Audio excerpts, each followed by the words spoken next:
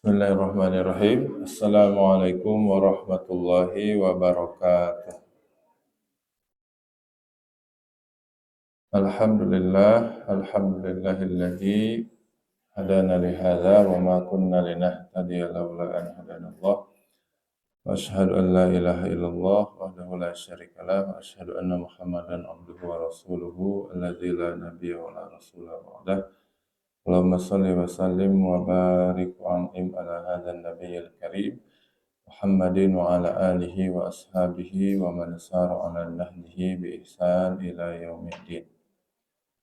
Alhamdulillah, Bapak dan Ibu sekalian, kita bersyukur Allah Subhanahu wa taala mampukan kita, Allah Subhanahu wa taala memberikan kita taufik dan hidayahnya sama-sama bisa melaksanakan kewajiban salat subuh berjamaah, dan insyaallah kita melanjutkan dengan rangkaian rutin yang biasa kita kerjakan, yakni thalabul ilmi, merupakan satu kebutuhan dan kewajiban kita sebagai seorang muslim.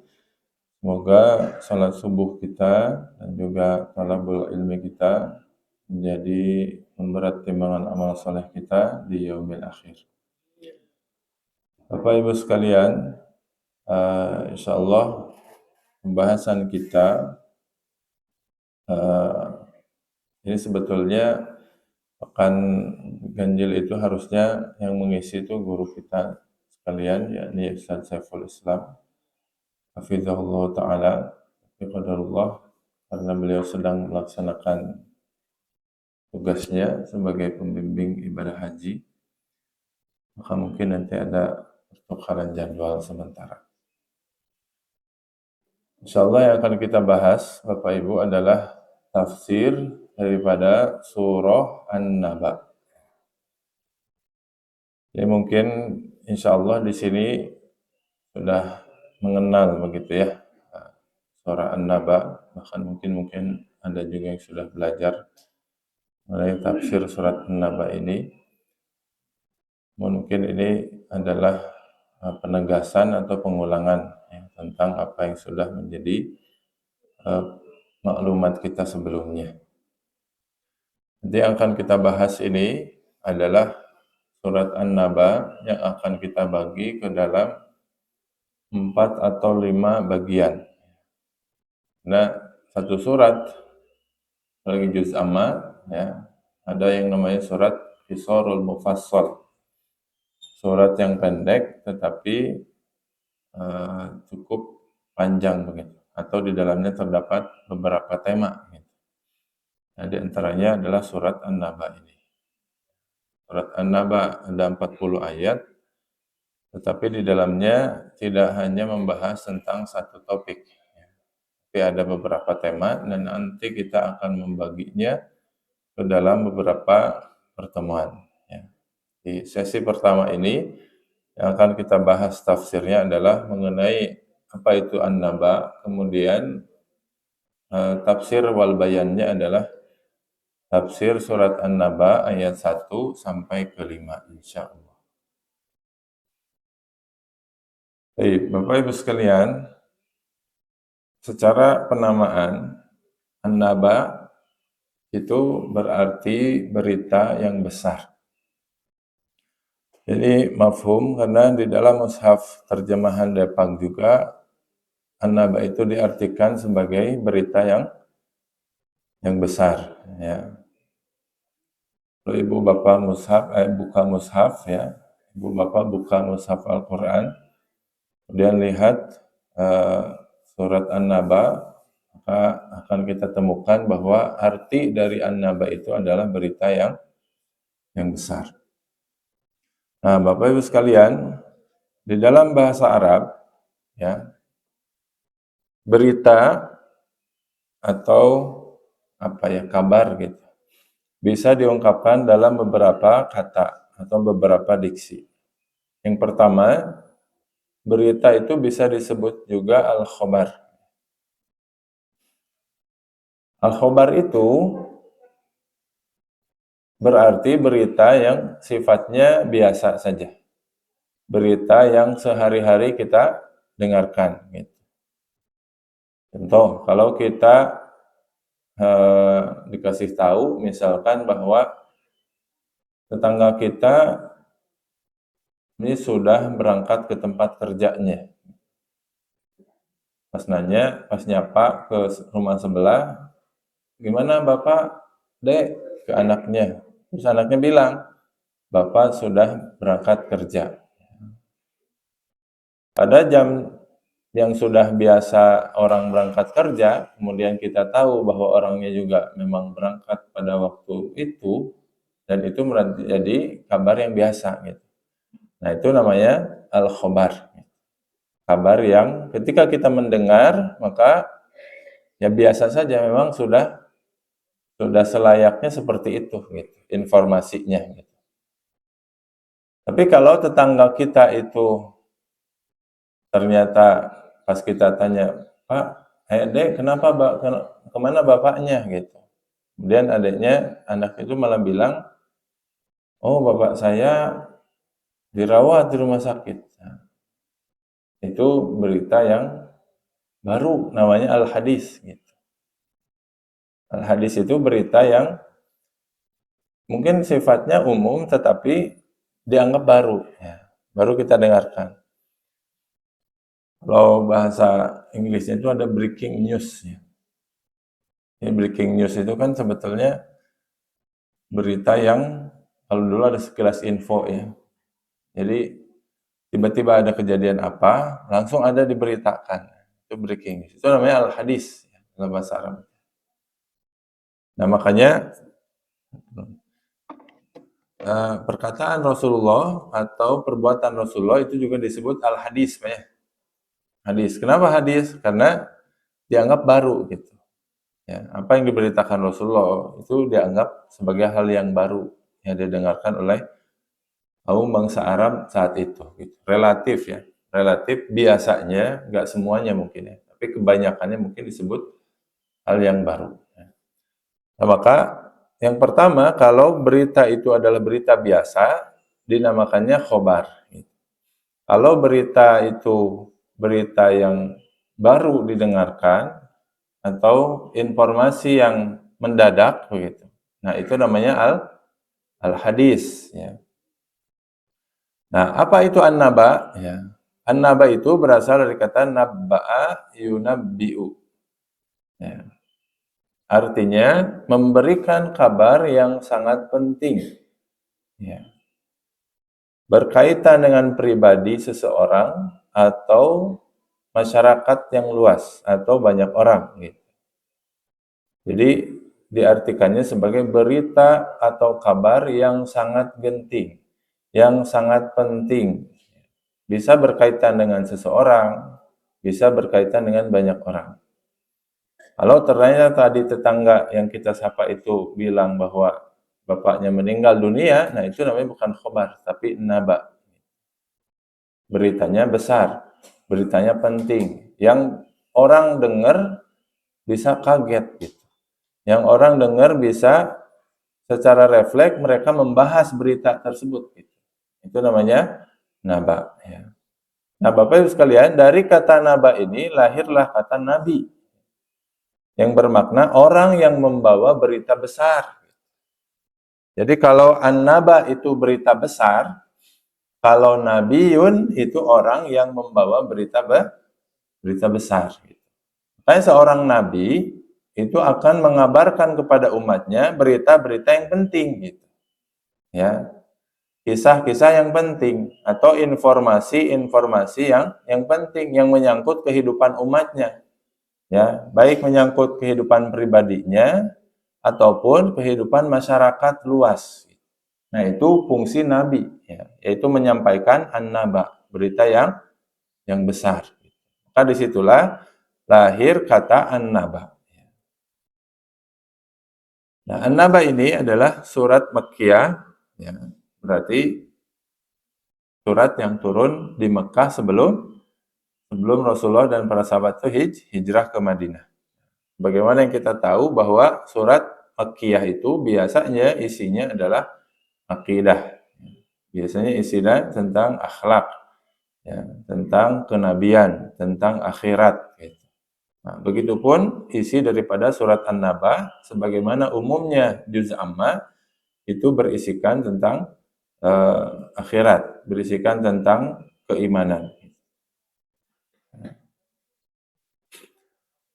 An-Naba ini berada di juz 30, Bapak Ibu sekalian.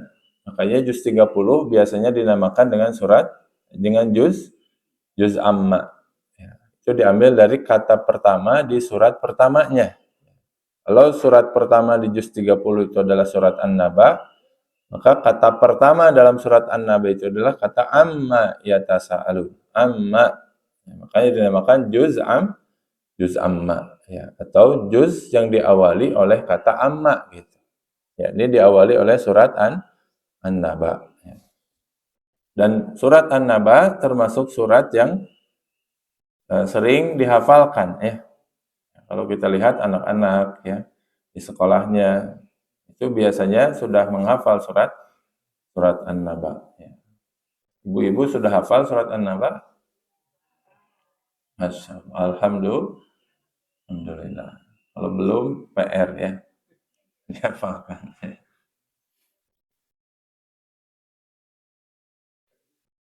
Bapak Ibu sekalian, di dalam pembahasan tafsir, ya, para ulama biasanya membahas sebelum masuk ke surat itu tentang munasabatus suwar. Munasabat surat. Ya, ini munasabat itu adalah kaitan surat yang akan dibahas dengan surat sebelumnya atau sesudahnya. Karena kaidah di dalam tafsir itu adalah al-ayat tufassiru ba'duha ba'dan. Satu ayat itu menafsirkan ayat yang lain. Terkadang bahkan satu surat menafsirkan surat yang lain. Satu surat tidak berdiri sendiri, satu ayat tidak berdiri sendiri. Maka termasuk Dr. Wahbah Zuhaili dalam tafsir Al-Munir ya membahas apa sebetulnya kaitan surat An-Naba dengan surat sebelumnya. Kalau An-Naba juz 30 di awal, berarti surat sebelumnya itu adalah surat terakhir di juz 29, yakni surat Al-Mursalat. Ya. Kata beliau, kaitan surat An-Naba dan Al-Mursalat setidaknya ada 3 hal. Ya, yang pertama, tasyabuhus suratain fil kalami anil ba'si wa isbatihi bid dalil. Ya. Sama-sama bahwa surat Al-Mursalat dan An-Naba ini ya menguatkan adanya tentang hari kebangkitan, ya, atau menetapkan hari kebangkitan, adanya hari tersebut bersama dalil-dalilnya yang Allah ungkapkan di dalam kedua surat tersebut. Wa qudratullahi alaih, dan juga menjelaskan ya, keagungan Allah, kemampuan Allah untuk membangkitkan manusia pada hari kebangkitan tersebut. Wa taubihul kuffaril mukadzibina bihi, ya, dan mencela orang-orang kafir yang mendustakan adanya hari kebangkitan tersebut, ya. Adapun di dalam surat Al-Mursalat Allah menjelaskan alam nuhlikil awwalin, alam nakhluqukum mim ma'in mahin, alam naj'alil arda kifata, ya. Allah kepada orang-orang yang meragukan hari kiamat atau hari kebangkitan, bukankah kami telah menghancurkan, ya, membinasakan orang-orang sebelum kalian? Ya, alam nakhluqukum mim ma'in mahin, bukankah kami telah menjadikan kalian atau menciptakan kalian dari air yang hina? Alam naj'alil arda kifata, bukankah kami telah menjadikan bumi itu sebagai tempat untuk kalian berkumpul gitu. Ya. Alam naj'alil arda mihada. Kalau dalam surat An-Naba Allah menjelaskan alam naj'alil arda mihada. Bukankah kami telah menjadikan bumi sebagai hamparan bagi kalian. Jadi banyak kalimat yang mirip gitu. Alam naj'alil arda kifata dalam surat Al-Mursalat. Kalau dalam surat An-Naba alam naj'alil arda mihada. Bukankah kami telah menjadikan bumi, ya. Itu menjadikan surat ini ada kemiripan gitu antara Al-Mursalat dan An-Naba, yakni sama-sama ya, memberikan keyakinan, penekanan kepada orang-orang yang meragukan hari akhir dengan bukti-bukti ayat kauniyah, gitu. Dengan bukti-bukti ayat yang ada di alam semesta. Yang kedua, istiraqus suratain fi wasfil jannati wan nar wa na'imil muttaqin wa adzabil kafirin. Nah, ini sama-sama menjelaskan ya tentang surga, neraka, ya. Kemudian penghuni-penghuninya, ya. Kemudian menjelaskan orang-orang yang bertakwa, kemudian menjelaskan azab bagi orang-orang kafir dan seterusnya. Kemudian di ayat yang lain, ini ada keunikan ya. Di dalam surat Al-Mursalat itu ada ayat li ayyi yaumin ujjilat li yaumil fasal. Ya, wa ma adraka ma yaumul fasal. Kata Allah, wa ma adraka ma yaumul fasal. Apakah kamu tahu apa itu hari pemisahan, al-fasal? Nah, di dalam surat Al-Mursalat Allah tidak menjawab itu. Allah hanya menanyakan itu, ya. Kata Allah, wa ma adraka ma yaumul fasal? Apakah kamu tahu hari yang memisahkan itu? Itu salah satu nama daripada hari kiamat ya, yaumul fasal itu. Ya. Kemudian Allah tidak menjawab. Malah Allah mengatakan wailu yauma idzil lil mukadzibin. Celaka orang-orang yang mendustakan hari pemisahan itu. Nah, ternyata kalau kita lihat jawabannya ada di dalam surat An-Naba. Ya. Inna yaumal fasli kana miqata.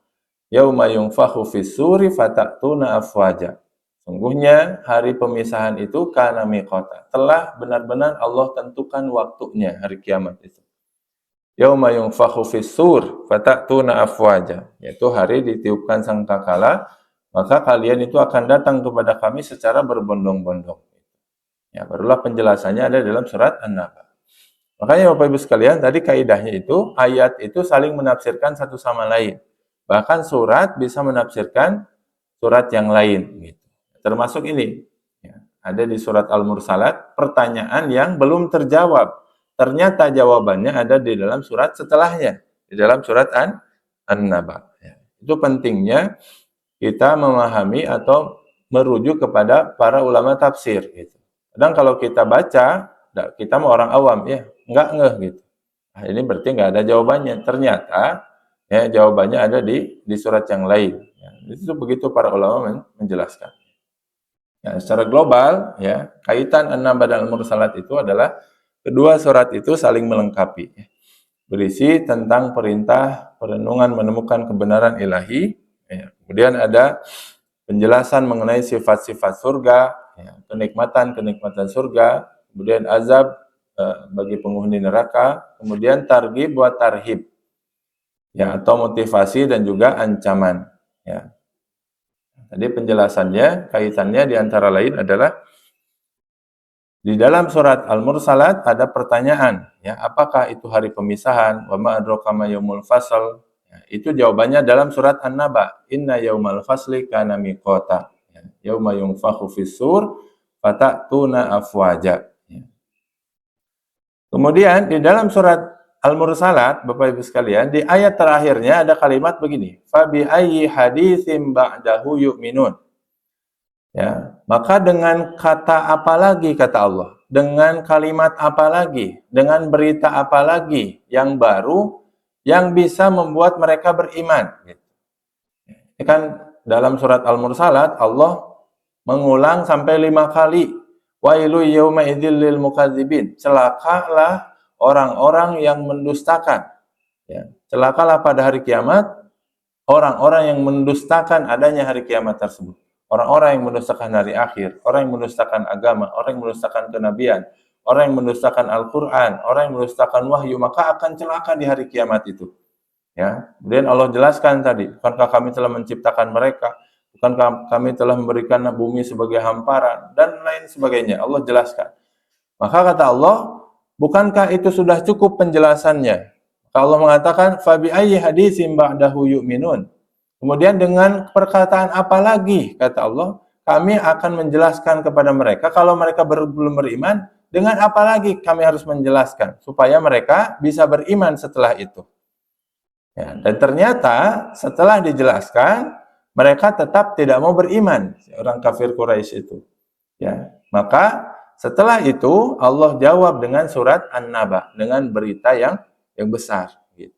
Jadi surat An-Naba ini bisa dibilang sebagian dari jawaban surat Al-Mursalat itu. Ya, kalau Al-Mursalat ditutup dengan kalimat apa lagi kata Allah? Dengan ayat apa lagi? Dengan surat apa lagi? Mereka harus beriman. Mereka akan beriman ya dengan penjelasan yang kami jelaskan. Dan ternyata tetap mereka tidak mau beriman. Maka Allah menurunkan surat An-Naba yang mengulang kembali penjelasan di dalam surat Al-Mursalat, yang menegaskan kembali penjelasan dalam surat Al-Mursalat ya.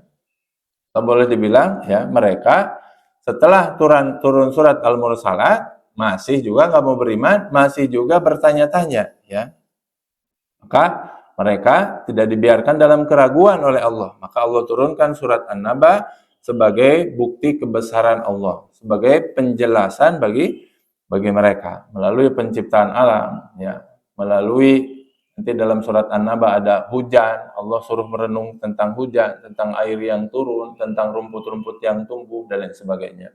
Maka itu menjadi penjelasan daripada surat Al-Mursalat. Maka Bapak Ibu sekalian, meskipun surat An-Naba ini turun ya tentunya setelah surat Al-Mursalat dan jaraknya jauh ya. Ada yang mengatakan surat Al-Mursalat itu ke-30 sekian, 33, 34 ya. Kemudian ada yang mengatakan surat An-Naba ini di surat yang ke-70 sekian. Tetapi bisa kita tarik kaitannya. Makanya meskipun ada teori tentang tartibun nuzul itu urutan turun surat ya. Kan kalau kita lihat Pak, di Quran itu yang pertama kali turun itu surat apa? Surat Al-Alaq. Itu kan bukan surat pertama ya. Karena surat pertama itu Al-Fatihah ya. Itu tartibul mushaf ya.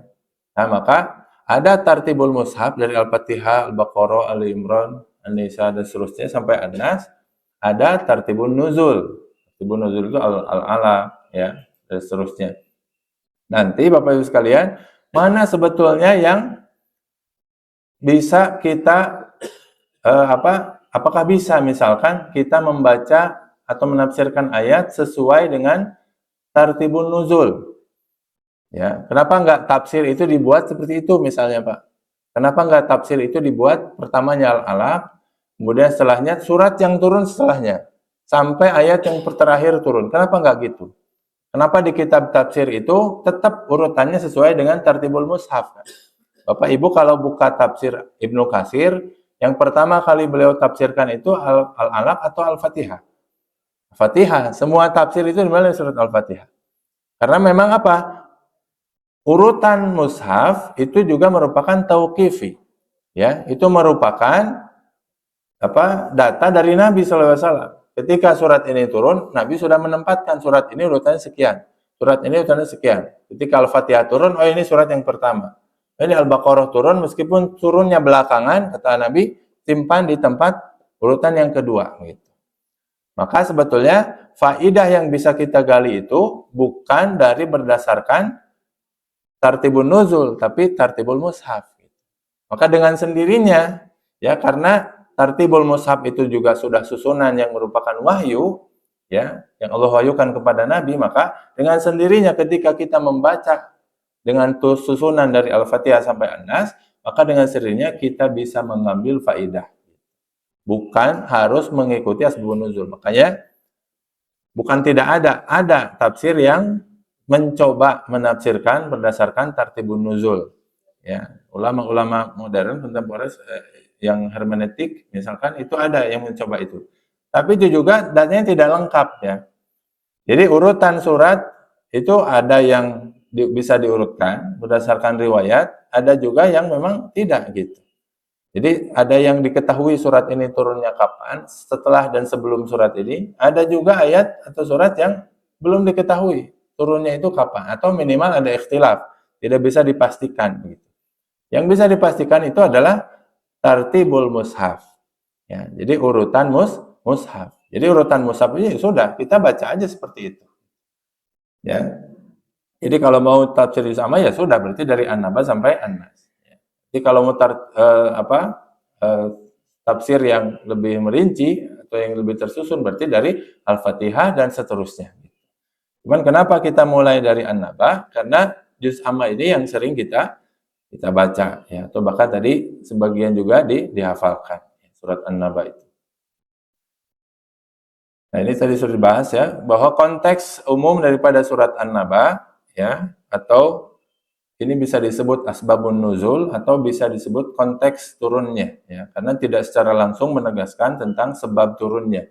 Namun ada riwayat ya dalam tafsir At-Tabari atau tafsir Jami'ul Bayan ya, beliau mengutip Imam At-Tabari ini mengutip dari Hasan Al-Basri ya, Anil Hasan Al-Basri qala, beliau berkata, lamma bu'isan Nabi sallallahu alaihi wasallam, ketika Nabi sallallahu alaihi wasallam diutus, ja'alu yatasaaluna bainahum. Maka orang-orang kafir Quraisy itu saat itu mulailah yatasaaluna bainahum ya, saling bertanya satu sama lain di antara mereka. Ya, maksudnya saling bertanya itu ada yang mengejek, ada yang meragukan, ada yang menghina gitu. Ada yang mempertanyakan gitu. Ada yang tidak beriman, ada juga yang kemudian di antara mereka ada yang beriman. Maka Allah mengatakan atau Allah menurunkan amma yatasaalu, tentang apakah mereka saling bertanya-tanya, anin naba'il azim, tentang berita yang besar. Nah, inilah pentingnya kenapa di dalam tafsir kita harus melihat riwayat atau melihat sebab turunnya supaya kita bisa paham konteks ayatnya. Kalau Bapak Ibu langsung buka terjemah surat An-Naba, kemudian baca ayatnya amma yatasaalun, tentang apakah mereka saling bertanya-tanya. Itu saha bertanya-tanya teh gitu kan. Jadinya nggak paham konteksnya gitu. Atau malah jadinya ngarang. Oh, ini bertanya-tanya teh kayak orang-orang zaman sekarang yang suka banyak nanya ke ustadz misalkan. Jadi nggak usah banyak nanya misalnya. Jadinya nyasar gitu nafsirkinnya. Padahal ini konteksnya adalah ketika ya kata Imam Tabari itu ketika Quran turun ya, maka orang-orang musyrikin Mekah itu saat itu membicarakan kenabian Nabi. Kemudian apa yang dibawa oleh Nabi saat itu? Tentang akhirat, tentang hari kiamat, ya, tentang hari kebangkitan, tentang surga, tentang neraka. Maka tentunya mereka yang saat itu lama sekian abad tidak mendengar tentang hal-hal seperti itu, ya, sebelumnya ada kenabian Nabi Isa, tetapi mereka kan musyrik, ya, pada akhirnya di zaman Nabi SAW. Maka mereka bertanya-tanya atau membicarakan kabar yang dibawa oleh Rasulullah SAW tersebut. Itu konteks turunnya surat An-Naba. Nah, secara pembagian surat An-Naba ini setidaknya kita bisa membaginya menjadi 5 bagian. Ya. Yang pertama tentang pertanyaan retoris yang ada dalam Quran surat An-Naba. Ini perdebatan kaum kafir tentang berita yang besar, tentang hari kiamat, tentang kenabian. Ya. Mereka mempertanyakan. Ya. Kemudian Allah memberikan bukti-bukti ya tentang keagungan Allah, tentang keesaan Allah, tentang kudrohnya Allah. Ya, ini bukti-bukti berupa kekuasaan di alam semesta, ayat-ayat kauniyah tentang bumi, tentang gunung, bahkan tentang tidur, tentang pergantian siang dan malam. Ya, itu di bagian keduanya. Kemudian di bagian ketiga, ini ada hari pemisahan, Yaumul Fasl, yang tadi merupakan penjelasan atau penjabaran dari Quran surat Al-Mursalat itu. Ya, ada tentang sangkakala, tentang azab neraka jahanam, tentang azab para pendusta, ya, tentang sifat daripada neraka itu, ya, kemudian sebagai pembalasan, ya, bahkan dijelaskan kalimat-kalimat nanti, ya, yang menjadi percakapan antara malaikat di neraka, kemudian ahli nerakanya bahkan. Kemudian terakhir adalah balasan bagi orang yang bertakwa dan juga penutup ya tentang sifat-sifat nanti kejadian-kejadian yang ada di yaumil akhir. Jadi sebagai penutup daripada surat An-Naba. Jadi secara global surat An-Naba ini bisa menjadi 4 bagian. Nah, nanti Bapak Ibu sekalian, kalau di antara kita ada yang membaca misalkan satu surat tidak utuh dalam satu rakaat, ya, itu dianjurkannya mengutip satu bagian secara utuh. Jadi kalau kita mau baca surat An-Naba, misalkan kita udah hafal surat An-Naba atau lagi ngafalin, supaya kuat hafalannya biasanya dipakai dalam sholat. Nah, suka ada yang nanya, Ustaz, kalau baca surat An-Naba mau dibagi 2, dari mana ke mana misalnya. Nah, itu tidak selalu harus secara hitungan ayatnya. Misalkan ayat suratnya ada 20 ayat, udah rakaat pertama 10, rakaat kedua 10. Nah, itu belum tentu ya. Ya, atau kalau ketika ayatnya misalnya ada 40, ya udah rakaat pertama 20, rakaat kedua 20 lagi. Itu belum tentu, ya. Karena memisahkan ayat itu harus utuh, harus full gitu ya.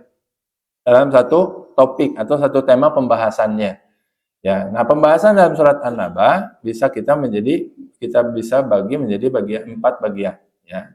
Jadi kalau kita lagi sholat sebetulnya bisa dengan membaca surat An-Naba ini jadi 4, ya. 1 sampai 5, kemudian 6 sampai 16, 17 sampai 30, 30 sampai 40. Ya, atau misalkan 1 sampai 16, kemudian 17 sampai 30, 30 jadi 3 misalnya. Jadi kita ketika memotong ayat itu ada ilmunya, Pak. Ya, bisa jadi imam sholat, kemudian hafal surat tertentu, baca wes ayat, padahal ayat itu can tamat misalnya.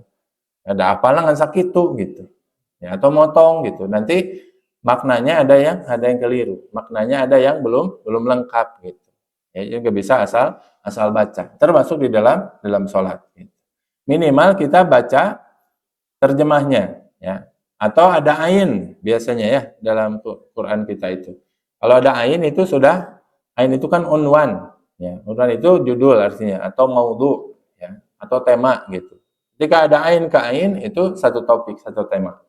Apalagi kalau kita baca tafsir. Baca tafsir itu para ulama tafsir biasanya sudah mengkelompokkan. Misalkan An-Naba ini enggak langsung 40 ayat, tapi 1 sampai 5 dulu tafsirkan. Berarti itu satu topiknya segitu gitu. Ya, kemudian 6 sampai 16 misalkan. Nanti ditafsirkan lagi. Itu berarti satu tema lagi gitu.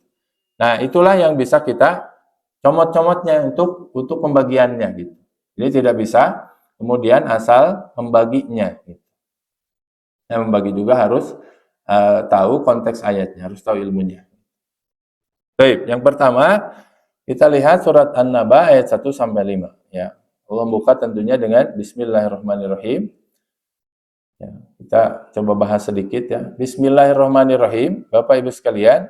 Kalau kita lihat dengan terjemah yang biasa kita hafalkan, Bismillah itu kan dengan nama Allah Ar-Rahman yang Maha Pengasih, Ar-Rahim yang Maha Penyayang. Apa sebetulnya makna Bismillah? Kalau kita lihat grammar bahasa Arab, ya, dalam bahasa kita aja dulu kita bayangkan. Ini kan bukan kalimat yang sempurna, Pak. Bismillah, dengan nama Allah yang Maha Pengasih yang Penyayang. Sama kalau kita misalkan tiba-tiba bilang dengan pesawat Garuda yang berwarna putih. Nah, itu kalimat sempurna atau bukan, Pak? Bisa dipahami nggak maknanya? Tiba-tiba saya bilang, Bapak, Ibu-ibu, dengan pesawat Garuda warna putih. Nah, cenah pesawatnya dikumahakeun. Itu kan belum lengkap ya. Ya. Nah, begitu pun dengan bismillah ini. Bismillahirrahmanirrahim, dengan nama Allah. Ya, apa dengan nama Allah itu? Ya, maka para ulama ya memberikan pendekatan. Kira-kira makna yang paling mendekati itu apa? Maka ada jumlah yang terbuang. Ada kalimat yang tersirat di situ. Ada yang mengatakan, ini yang paling banyak para ulama tafsir mengatakan abtadi'u bi bismillah, artinya aku memulai dengan nama Allah yang Maha Pengasih yang Maha Penyayang. Ya, ini berdasarkan hadis ya. Kata Nabi sallallahu alaihi wasallam, kullu amrin dzibalin la yabda'u bi bismillah atau la yuzkaru fi hasbullah atau kama qala fa huwa abtar, ya. Maka setiap perkara yang bermanfaat, setiap perkara yang baik yang tidak dimulai dengan bacaan bismillah, maka dia terputus berkahnya. Ya, maka seolah di sini ada permulaan yang dibuang kalimatnya. Apa permulaan yang dibuang itu? Kalimat yang dibuang itu adalah abtadi'u bi bismillah. Aku memulai dengan nama Allah yang Maha Pengasih, yang Maha Penyayang. Ya. Kenapa sih harus dibuang? Kenapa enggak disebutkan langsung saja abtadi'u bi bismillah? Ya, ini hikmahnya, para ulama mengatakan hikmahnya supaya semua orang bisa, dan tidak disebutkan ya yang dimulainya itu apa. Apakah yang dimulainya itu makan, apa yang dimulainya itu minum, atau pergian, atau belajar, atau apa? Enggak disebutkan. Supaya apa? Supaya setiap perkara yang baik bisa dimulai dengan bismillah gitu. Ya, kan kalau hanya disebutkan saya memulai makan dengan bismillah, berarti hanya untuk makan gitu. Tapi kalau tidak disebutkan, yang penting saya memulai dengan nama Allah yang Maha Pengasih. Maka semua perkara bisa dimulai dengan Bismillahirrahmanirrahim. Ya, makanya ketika kita mau makan baca Bismillah. Berarti aku memulai makan ini dengan nama Allah yang Maha Pengasih yang Penyayang.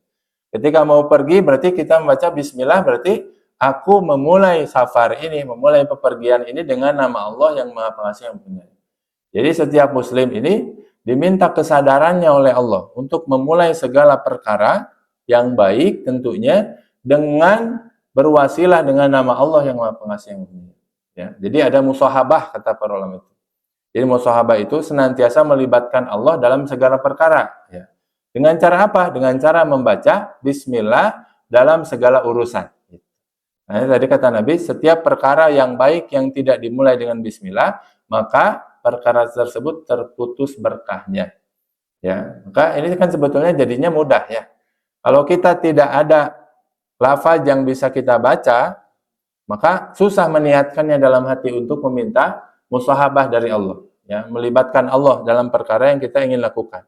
Tapi kalau ada lafaznya, bahkan lafaznya mudah untuk kita ucapkan seperti lafaz Bismillahirrahmanirrahim, maka kita mudah senantiasa menghadirkan Allah dalam aktivitas yang hendak kita mulai itu. Gitu. Itu hikmah adanya Bismillah. Ada juga yang mengatakan Bismillah ini lil ghoyah. Jadi aku melakukan perkara ini melibatkan Allah dan juga lil ghoyah untuk Allah Subhanahu wa taala. Ya. Aku belajar ini melibatkan Allah, melibatkan pertolongan Allah dan juga untuk Allah Subhanahu wa taala. Ya. Jadi melakukan segala aktivitas untuk Allah, ya. Makanya kalau ingin semua aktivitas jadi ibadah, ingin semua aktivitas ada pertolongan Allah di situ, maka ucapkan Bismillahirrahmanirrahim di awal aktivitas tersebut, ya. Baik, Allah mengatakan amma yatasaalun. Ya, tentang apakah mereka saling bertanya-tanya. Ya. Kalau kita lihat Bapak Ibu sekalian, di sini amma ini menggunakan gunnah, ya, di mim bertasdid. Ya, ini mengisyaratkan bahwa amma yang kita baca di gunnah itu apa? Diam, ya. Amma ditahan dua harokat. Ya. Ini ada hikmahnya dalam tafsir. Ya, hikmahnya adalah menunjukkan kita merenungkan tentang apakah perkara yang sebetulnya mereka pertanyakan. Gitu. Jadi merenung, gitu, ya. Ada pertanyaan, kemudian kita disuruh merenungkan apa sebetulnya yang mereka pertanyakan itu. Kemudian yatasaalun. Yatasaalun itu fiil mudhari. Fiil mudhari itu yang berarti berkesinambungan, ya. Tentang apakah mereka saling terus-menerus bertanya-tanya satu sama lain. Ya, bukan merupakan fi'il madhi. Kalau fi'il madhi tasa'alu. Sa'alu itu berarti sudah bertanya-tanya. Kalau ya tasa'alun senantiasa bertanya-tanya. Kemudian wazannya adalah tafa'ul. Tafa'ul itu saling. Jadi mereka orang kafir Quraisy ini ketika wahyu turun nggak nanya ke Rasulullah, Pak. Tapi mereka saling ngomongin satu sama lain, gitu. Ya, seperti tasamuh misalnya. Tasamuh itu saling menghormati. Ya. Atau misalnya tasofaha, ya tasofahu saling bersalaman. Ya, biasanya kalau ada kata dalam bahasa Arab tasa'ala, ya tasa'alu, tasa'ul, nah itu artinya saling. Ya. Atau talamus misalkan, ya, lamastumun nisa. Nah, itu artinya talamasa ya talamasu, saling menyentuh, gitu. Ya, artinya berhubungan suami istri, gitu. Dalam ayat tentang wudu itu kan ya disebutkan. Nah, makanya tasa'alun itu tentang apakah mereka saling bertanya-tanya terus-menerus ketika wahyu itu diturunkan. Ketika Nabi Muhammad SAW diutus oleh Allah Subhanahu wa taala sebagai nabi untuk mereka. Anin nabail azim. Dan tentunya Bapak Ibu sekalian, pertanyaan amma yatasaalun itu bukan meminta jawaban, ya. Jadi bukan kita lantas menjawab ayat tersebut, ya. Tapi itu pertanyaan yang retoris, ya. Pertanyaan yang membutuhkan perenungan, ya. Meminta kita memperhatikan, bukan meminta jawaban, ya. Karena setelahnya Allah juga menjelaskan anin nabail azim. Yang mereka pertanyakan satu sama lain itu adalah berita yang sangat besar. Tadi an-naba itu artinya apa? Berita besar. Ini ditambah juga azim. Berita yang besar dan sangat besar, sangat agung berita tersebut. Kalau kita sebetulnya cukup, misalkan Allah mengatakan anin naba, berita besar. Ya udah, itu berita besar dengan sendirinya. Karena an-naba itu artinya berita besar. Kalau berita biasa tadi namanya al-khobar. Gitu. Ini mah sudah artinya berita besar ditambah juga dengan agung, berita besar yang agung dengan sifat azim. Ini kata para ulama membuktikan bahwa berita besar di saat wahyu itu turun yang diributkan oleh tadi kaum kafir Quraisy itu akan tetap menjadi berita besar sampai hari kiamat nanti. Ya.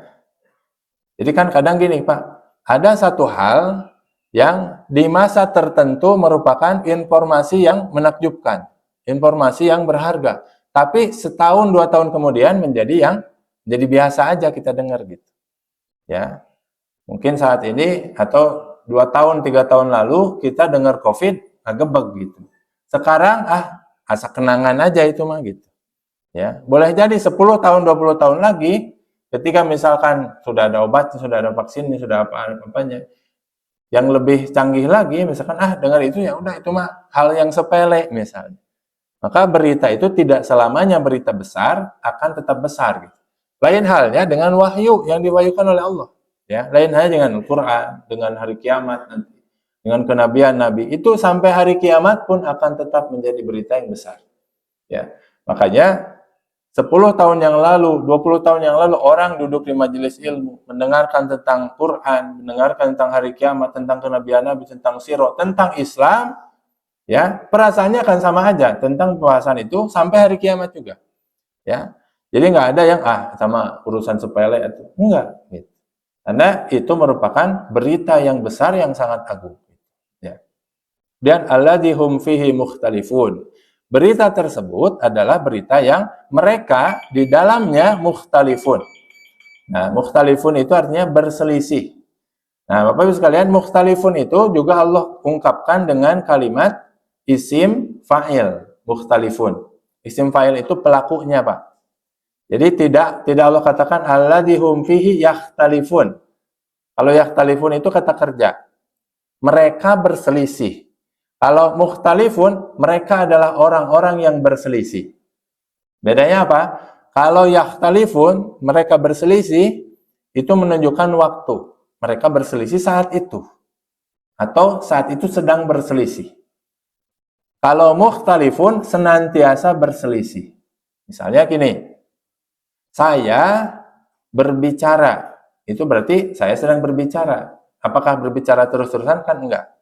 Karena berbicara itu kata kerja. Kalau misalkan saya adalah seorang pembicara. Nah, itu isim fa'ilnya. Berarti dia memang kerjaannya ngomong gitu. Ya, ada orang misalkan dia mencuri. Mencuri itu kata kerja. Saat itu dia mencuri. Belum tentu dia dilabeli seorang pencuri kalau cuma sekali misalkan. Tapi kalau dia maling terus-terusan, kita bilangnya dia seorang pencuri. Nah, itu namanya isim fa'il. Orangnya sudah melekat gitu. Nah, ini mukhtalifun juga isim fa'il. Jadi mereka senantiasa berselisih. Orang-orang kafir dari zaman Nabi SAW sampai hari kiamat pun nanti akan senantiasa berselisih. Ada yang meragukan, ada yang menghina, ada yang mengolok-olok gitu.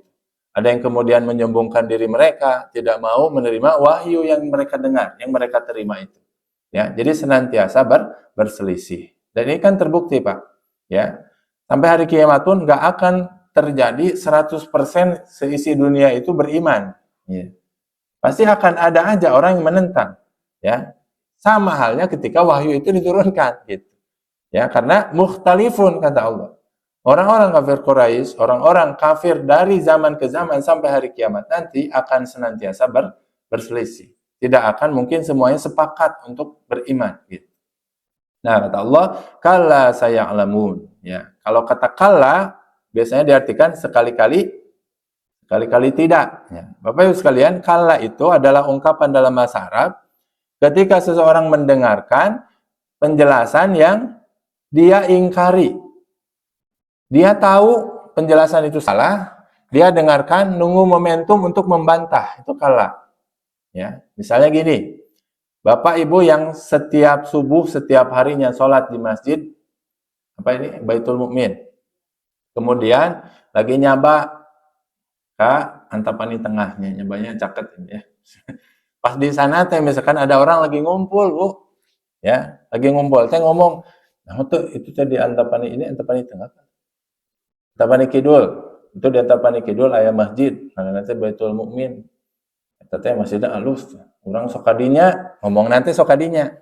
Padahal bapak ibu lah yang tiap hari ke situ misalnya. Tapi ibu teh nggak langsung ngebantah, dengerin aja dulu gitu. Cing hayang nyaho sih ieu. Obe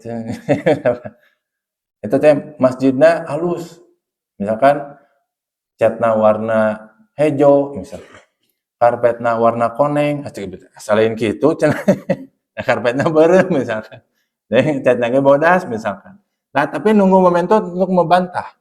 Sampai tiba saatnya orang itu terus-terusan nyoroscos, nah, Baitul Mumin misalnya tanggana aya opat misalnya, padahal kan aya 2 misalnya. Kemudian terus menjelaskan hal-hal yang Bapak Ibu sendiri udah dengar dan tahu itu salah gitu. Sampai tiba saatnya udah ada kakehel, kemudian mengatakan kala. Nah, itu situ kata kala itu. Ya. Sekali-kali tidak. Hei, dari tadi kamu ngomong terus ya. Saya juga tahu, saya tiap hari ke situ yang tadi kamu ngomongin itu salah gitu. Nah, itu fungsi kata kala. Jadi untuk membantah hal yang diperselisihkan, untuk membantah hal yang keliru gitu. Ya, tapi biasanya membantah hal-hal yang penting yang senantiasa diperdebatkan gitu. Nah, kata Allah, kala saya'lam. Percuma mereka berdebat ya. Apakah mereka kenapa mereka ragu-ragu gitu? Kenapa mereka senantiasa berselisih? Kala kata Allah. Ya, sekali-kali tidak. Ya, perselisihan mereka ya, mereka itu keliru ya dalam perselisihan mereka itu. Saya alamun, kelak mereka akan mengetahui. Ya, summa kala saya alamun. Nah, ketika ada ayat yang diulang, ini menunjukkan peringatan yang lebih besar. Ya, summa kala saya alamun. Kata para ulama sebagiannya mengatakan kala saya alamun, sekali-kali tidak, mereka akan mengetahui kelak. Mereka akan mengetahui bahwa wahyu itu benar. Bahwa Al-Quran itu benar. Summa kalla saya'lamun. Kali-kali tidak. Kemudian mereka kelak akan mengetahui di akhirat. Jadi kalau tidak di dunia, mereka akan mengetahuinya di akhirat. Dan ancaman di akhirat itu jauh lebih besar daripada di dunia. Makanya ada kata summa kalla. Ya. Atau kata summa kemudian mengulang ayat sebelumnya. Itu menunjukkan ada ancaman yang lebih besar daripada ayat yang sebelumnya. Atau mengandung ancaman yang lebih besar daripada ancaman yang ada di ayat sebelumnya itu. Nah, itulah gambaran daripada Quran surat An-Naba ayat 1 sampai 5 ya. Ini saya ulang. Di amma yatasaalun ini pertanyaan yang menunjukkan istifham ta'zim ya, pertanyaan yang menunjukkan pengagungan ya, tentang apa mereka bertanya-tanya. Ini bukan meminta jawaban, tapi menunjukkan mereka bertanya-tanya ini tentang sesuatu yang sangat penting, tentang ta'zim. Ya, Allah menunjukkan ini pertanyaan yang sangat retoris begitu, ya. Kayak misalkan kita ngomong, kalau ada berita yang tidak penting, biasanya kita langsung bicara. Tapi kalau ada berita yang ingin penting, yang mau kita sampaikan ini berita yang sangat penting, kita tanya dulu. Bapak Ibu tahu nggak saya mau bicara apa? Ini berarti ada berita yang berbeda yang ingin disampaikan. Nah, kalimat amma yatasaalun ya. Jadi mungkaron kata para ulama, mungkaron alal musyrikin ya, kalimat pengingkaran ya tentang apa yang diperselisihkan oleh orang-orang musyrik. Yatasaaluna tentang apa? Anin nabail azim. Nah, ini nabail azim, berita besar yang agung yang mereka senantiasa perselisihkan, itu para ulama berbeda pendapat. Ada yang mengatakan itu tentang kenabian Nabi Muhammad SAW. Jadi mereka berselisih, apakah Nabi ini seorang Nabi yang benar atau tidak gitu. Makanya di antara mereka ada yang mengatakan Nabi seorang penyihir, ya. Kemudian Nabi seorang pendusta begitu, ya. Kemudian pendapat kedua ada yang mengatakan Nabaul Azim, berita besar yang mereka perselisihkan itu adalah Al-Qur'an. Ya. Apakah Al-Qur'an ini benar wahyu dari Allah ataukah wahyu itu apakah Al-Qur'an itu dongeng atau mantra sihir dan sebagainya. Ya, atau asatirul awalin, dongeng-dongeng orang masa lalu, ya. Kemudian ada yang mengatakan syair, ya, syair-syair gitu, syair-syair sebagaimana syair yang mereka lantunkan. Gitu. Jadi mereka memperdebatkan tentang kebenaran Al-Quran. Kemudian ada yang mengatakan ini pendapat yang rojih, yang nyambung dengan ayat-ayat setelahnya, bahwa Naba'ul Azim itu adalah al-ba'tsu wal qiyamah, kebangkitan dan juga hari kiamat. Ya. Jadi berdasarkan riwayat-riwayat, berdasarkan juga nanti bukti-bukti di ayat setelahnya yang menjelaskan tentang hari kiamat, maka berita yang mereka perselisihkan atau Naba'ul Azim itu adalah konteksnya al-ba'tsu wal qiyamah, kebangkitan dan juga adanya hari kiamat. Ini pendapat yang paling rajih. Kenapa? Karena konteks surat An-Naba nanti berbicara tentang hari pembalasan. Jadi mereka tahu mereka bakal mati, tapi mereka ragu bahwa setelah mati mereka bakal dibangkitkan. Makanya Bapak Ibu sekalian, di ayat yang lain ya mereka bertanya bahkan ya, "Aidza kunna turoban wa izoman," kata mereka. Apakah kami sudah, ketika kami sudah berkalang tanah, ketika kami sudah tulang belulang, kami bisa dihidupkan kembali? Ya. Maka mereka sebetulnya tahu bahwa pas mati bakal jadi tulang. Mereka pas mati bakal jadi tanah. Tapi mereka ragukan itu apa? Apakah setelah mereka hancur itu bakal Allah mampu menghidupkan mereka kembali? Nah, itulah berita yang besar yang membuat mereka ragu-ragu, yang membuat mereka bertanya-tanya satu sama lain. Yakni tentang adanya hari kebangkitan, adanya hari pembalasan. Makanya dari riwayat, salah seorang orang kafir itu sampai membawakan tulang ke hadapan Nabi, Bapak. Ya, ini tulang jenazah, orang digali gitu ya, diambil tulang belulangnya, dihadapkan ke Nabi. Ya Rasulullah atau ya Muhammad misalnya. Nah, ini tulang belulang. Ciksok kumaha carana gitu. Ya, orang yang sudah mati bertahun-tahun, ribuan tahun, ratusan tahun, yang sudah jadi tulang belulang ini, gimana mungkin gitu. Ya, Allah bisa menghidupkannya kembali gitu. Jadi mereka meragukan adanya hari kebangkitan. Mereka meragukan bahwa orang yang sudah mati itu dibangkitkan kembali oleh Allah. Kayak Allah membatalkan dalam surat dalam Al-Qur'an itu, "Qul yuhyihal ladzi ansha'aha awwala marrah," kata Allah. Surat apa itu? Surat Yasin ya, tidak salah. Kata Allah, katakan ya Muhammad, bahwa Allah yang membangkitkan mereka adalah Allah yang menciptakan mereka pertama kalinya. Gitu.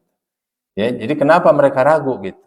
Ya, bahwa kalau Allah bisa menciptakan mereka dari ketiadaan, maka Allah tentunya lebih mudah ketika membangkitkan mereka setelah mereka sebelumnya ada berbentuk manusia. Ya, alladzihum fi yakhtalifun, ya, mereka senantiasa berselisih pada perkara-perkara tersebut. Ya. Kalau kita lihat Bapak Ibu sekalian, ini mereka saling bertanya-tanya, tapi Allah itu tidak memberikan jawaban. Allah bahkan memperingatkan, "Kalla saya'lamun." Sungguh tidak benar kata Allah. Kelak mereka akan mengetahui. Ya. Saya'lamun itu artinya mereka akan mengetahui, dan di sini ada kata sa. Sa itu artinya akan, kemudian akan dalam waktu dekat. Ya. Sebentar lagi kata Allah. Kelak mereka akan mengetahui. Ya, dengan wahyu yang turun, dengan Nabi Muhammad SAW menjelaskan, dengan bukti-bukti kebenaran yang seiring berjalannya waktu itu semakin terbukti, maka kelak mereka tidak lama lagi akan mengetahui. Ya. Dan tadi ini merupakan bantahan, ya, sanggahan, ya, bukan penjelasan. Jadi kalau orang tidak tahu, maka dijelaskan. Tapi kalau orang membangkang, maka diperingati gitu. Maka kala saya lamun itu bukan memberikan penjelasan kepada pertanyaan mereka, karena mereka itu bertanya tadi, yatasaalun, saling bertanya satu sama lain itu untuk mengingkari, Pak. Ya, bukan untuk mencari kebenaran. Kan kalau orang nanya nggak tahu, ya, kemudian pengen nyari kebenaran, kan itu tugasnya Rasul untuk menjelaskan. Ya, tugasnya Allah untuk menjelaskan. Maka kata Allah kan, "Fas'alu ahla dzikri in kuntum la ta'lamun." Kalau kalian tidak tahu, tanyalah kepada ahli ilmu gitu. Ya, tapi mereka bukan tidak tahu. Ya, mereka itu tahu tapi sombong gitu. Mereka itu tahu tapi mendustakan. Maka yang Allah turunkan bukan jawaban supaya mereka tahu, tapi adalah peringatan. Gitu. Kelak mereka akan mengetahuinya. Ya, bahwa mereka mendustakan hal yang pasti kebenarannya gitu. Summa kalla saya'lamun, ya, kata summa ini menunjukkan adanya ancaman yang jauh lebih besar. Ya, kalau tadi ancaman di dunia, kalla saya'lamun, mereka akan mengetahui dalam waktu dekat dengan wahyu yang turun. Ya, nanti ada wahyu yang membenarkan kenabian Nabi SAW yang tidak bisa mereka bantah gitu. Nanti akan dijelaskan di pertemuan berikutnya. Summa kala saya'lamun, kemudian ada ancaman yang lebih besar yang akan kelak mereka membuat mereka mengetahuinya, yakni ancaman di akhirat. Gitu. Jadi baik di dunia ataupun di akhirat, maka pada akhirnya orang-orang yang meragukan kenabian Nabi, orang-orang yang meragukan hari akhir, orang-orang yang meragukan hari kebangkitan, kelak mereka saya'lamun akan mengetahui bahwa hari kebangkitan itu benar-benar ada. Ya, baik dengan bukti Al-Qur'an ataupun dengan ketika waktu hari kebangkitan itu terjadi. Ya. Kalau hari kebangkitan itu terjadi, itu di ayat kelima tadi. Summa kalla saya'lamun. Ya. Jadi secara globalnya Bapak Ibu sekalian, ayat 1 sampai 5 ini adalah tentang orang-orang musyrikin Mekah yang saat itu bertanya-tanya ketika Nabi SAW diutus menjadi Nabi, kemudian membawa berita berupa Al-Quran, di dalamnya ada berita besar berupa hari kebangkitan yang belum pernah mereka dengarkan sebelumnya. Ya, ada tentang hari kiamat, hari pembalasan, bahwa orang yang berbuat baik akan diberi balasan yang baik. Orang yang berbuat buruk akan didatangkan balasan yang buruk sesuai dengan perbuatannya. Mereka kemudian meragukan dan saling bertanya-tanya satu sama lain, dan pertanyaan itu untuk menghina, untuk meragukan, bukan dalam rangka meminta kebenaran. Maka Allah membantah mereka, Allah memperingati mereka. Ya, kata Allah, kami sudah berikan bukti, kami sudah berikan wahyu yang sebetulnya tidak bisa mereka bantah. Maka kenapa mereka terus-menerus saling bertanya-tanya yang satu sama lain? Maka kata Allah, kala saya tunggu saja waktunya. Nanti mereka pun akan mengetahui bahwa tidak bisa terbantahkan tentang kebenaran wahyu yang dibawa oleh Nabi SAW. Ya, baik di dunia ataupun di akhirat, pada akhirnya mereka akan mengetahui kebenaran wahyu Nabi SAW. Bapak Ibu sekalian, mungkin itu sekilas tentang surat An-Naba ya 1 sampai 5. Mudah-mudahan motivasi kita untuk mempelajari surat An-Naba ini lebih lanjut, dan juga bahkan mungkin sampai menghafal ya. Kalau yang belum hafal, nanti kita mencoba sebisa mungkin untuk menghafal ya surat-surat yang ada di juz amma ini, termasuk dimulai dari surat An-Naba ya. Bapak Ibu sekalian, saya punya murid ya di Saranten, itu ada ibu-ibu usianya sudah hampir 70, 69 ya. Dan itu sudah setoran ke saya itu sampai juz 26. Ya, dari juz amma itu ikutan kelas tahfiz, Pak. Ya. Yang uniknya ada yang usia 25 30 itu kalah. Jadi ibunya udah punya banyak cucu, Pak. Ya. Jadi sekeluarga itu ikutan tahfiz. Anaknya saja kalah. Anaknya yang udah ada yang sampai juz 28, juz 27. Ini ibunya udah sampai juz 26 dari juz 30. Jadi udah 5 juz lebih, Pak. Itu dimulai dari usia 60 sekian, Bapak Ibu. Ya. Jadi sebetulnya untuk menghafal ini tidak ada kata terlambat. Kalau kita bisa ngaji dan ada kemauan, tulus, ikhlas, pasti Allah mudahkan. Ya. Kalau bahasa guru saya ini ngomongnya gini, ketika ada keinginan pasti ada jalan. Tapi ketika tidak ada keinginan pasti banyak alasan. Kalau nggak ada keinginan ya pasti banyak alasan gitu. Udah, saya udah gini, saya mau banyak aktivitas, saya mau gini. Itu alasan gitu. Tapi kalau ada keinginan, di balik banyak alasan pun pasti ada jalan. Gitu. Ini termotivasi ya mudah-mudahan untuk menghafal sedikit demi sedikit surat An-Naba. Dan tentunya yang paling penting adalah mengamalkan dan mengambil hikmah, faidah di dalam kehidupan kita dari surat yang kita pelajari. Wallahu a'lam bishawab. Shallallahu ala nabiyina Muhammadin wa ala alihi wa ashabi ajmain. Mungkin langsung tutup. Oh, ada pertanyaan enggak? Enggak.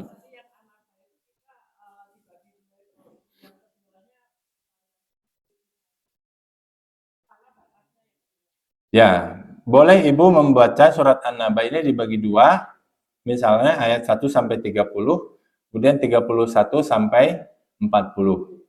Ya. Atau mau dibagi 3, 1 sampai 20, 21 sampai 30, 31 sampai 40. Jadi pertamanya 20, kemudian 10, 10. Boleh 1 sampai 20, kemudian 21 sampai 40. Ya, di Inna Jahannama. Ya. Sampai 16 juga boleh. Ya, cuman kalau tanggung misalnya bisa sampai 20, ya. Kalau bagi lebih sedikit lagi 1 sampai 5 juga boleh gitu. Ya, cuman itu masih kagok sebetulnya kalau 1 sampai 5 terlalu sedikit ya. Minimal kalau mau pas 1 sampai 16, 1 sampai 20 gitu. Ya. Biasanya Bapak Ibu sekalian, kalau ada innanya biasanya. Seperti ayat 21 ada kata inna jahannama kanat mirsada. Nah, itu tentang neraka jahanam. Nah, berarti 1 sampai 20-nya itu sudah berbeda temanya. Nanti 21-nya tentang neraka jahanam itu beda lagi. Ya, intinya ketika membagi, boleh kita baca sedang sholat, dilatih apalagi kita pas lagi sholat, tapi jangan sembarangan memotong gitu. Ya, tiba-tiba misalkan amma yatasaalun anin nabail azim alladzi hum fi mukhtalifun kala saya lamun sampai 4 ruku itu kan kagok jadi gitu. Nah, jangan seperti itu. Nanti motongnya juga harus pas. Nah, tadi boleh 1 sampai 16, boleh 1 sampai 20 gitu ya. Atau kalau Ibu mau nanti bisa dilihat di tafsir. Nah, kalau tafsir biasanya membagi per blok gitu. Nah, itu lebih lebih aman lagi gitu. Enggak, Pak Haji enggak. Ya. Ya.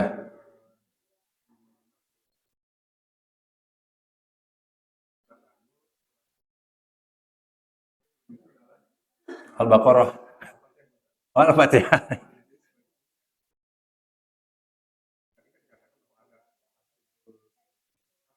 Tartibul Mushaf. Oh ya. Ya. Betul. Betul.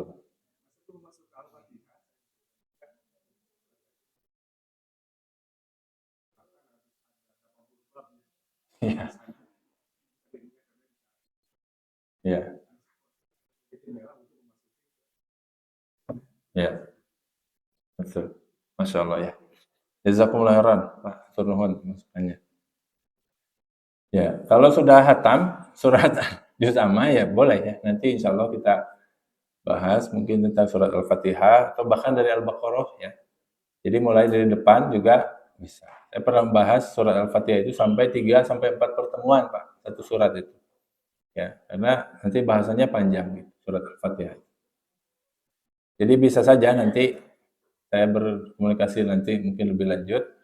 Kalau bisa, kalau mau dari surat Al-Fatihah juga insya Allah bisa. Ya.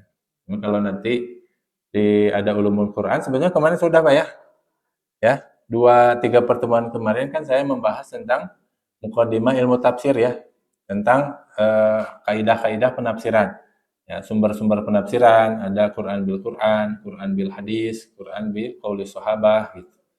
Kemudian batasan-batasan penafsiran itu apa saja gitu. Kemudian maksud tujuan penafsiran itu apa? Nah, itu kemarin dibahas di 2-3 pertemuan sebelumnya. Ya.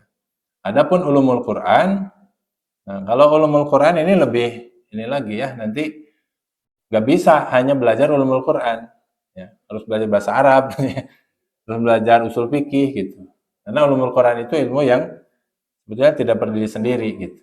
Ya mungkin nanti sambil berjalan saja mungkin ya hal-hal yang penting ya yang mungkin bisa dijelaskan sambil berjalannya materi tafsirnya. Itu kan di antara ulumul Quran seperti sebabun nuzul, itu kan pasti ketika membahas tafsir itu dijelaskan. Tentang makiyah, madaniyah itu juga dijelaskan. Ya, tentang fi'il mudhari tadi itu bagian dari ulumul Quran. Itu juga nanti akan dijelaskan seiring dengan ayat-ayat yang ditafsirkan atau surat yang ditafsirkan tersebut. Tapi ala kulli hal ya, terima kasih masukannya Bapak. Insya Allah sangat membantu ya supaya nanti juga kajian kita tidak terlalu mengulang gitu. Tapi kalaupun mengulang ya itu dianggap insya Allah sebagai murojaah ya, sebagai penguatan apa yang sudah kita pelajari sebelumnya. Ini saja Bapak Ibu sekalian, ya, insya Allah kita lanjutkan di pertemuan setelahnya dengan materi yang insya Allah nanti akan disesuaikan Ya, kita tutup dengan alhamdulillahirabbil alamin dan doa kafaratul majelis. Subhanaka Allahumma wa bihamdika asyhadu an la ilaha illa anta astaghfiruka wa atubu ilaik. Wabillahi taufik. Assalamualaikum warahmatullahi wabarakatuh.